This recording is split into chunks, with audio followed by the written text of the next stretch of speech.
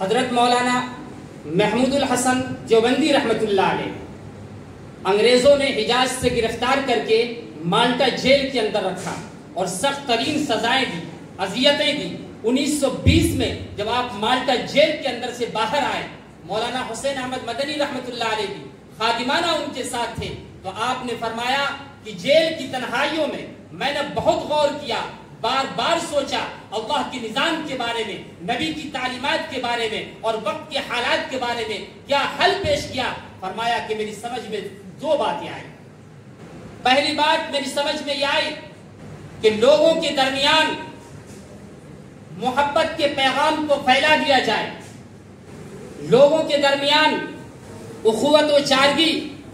اور لوگوں کے درمیان بھائی چارگی کو پھیلا دیا جائے۔ حضرت انس بن مالک کی روایت ہے، ترمذی کی روایت ہے، لا تقاطعوا ولا تدابروا ولا تباغضوا ولا تحاسدوا وكونوا عباد الله اخوانا۔ ایک دوسرے سے کٹے نہ رہو، ایک دوسرے سے حسد نہ رکھو، ایک دوسرے سے بغض نہ رکھو، ایک دوسرے سے کینہ نہ رکھو، ایک دوسرے سے کپٹ نہ رکھو، بلکہ وكونوا عباد الله اخوانا، ایک دوسروں کے ساتھ بھائی بن کر کے بڑے رہو۔ اور دوسری بات آپ فرماتے ہیں کہ دوسری بات بہت غور کی یہ بات سمجھ میں آئی کہ قرآن کریم کو ایسا پھیلا دیا جائے کہ ہر گہماہ قرآن کریم سے اپنا رشتہ معنوی اور روحانی طور پر قائم کر دیا جائے۔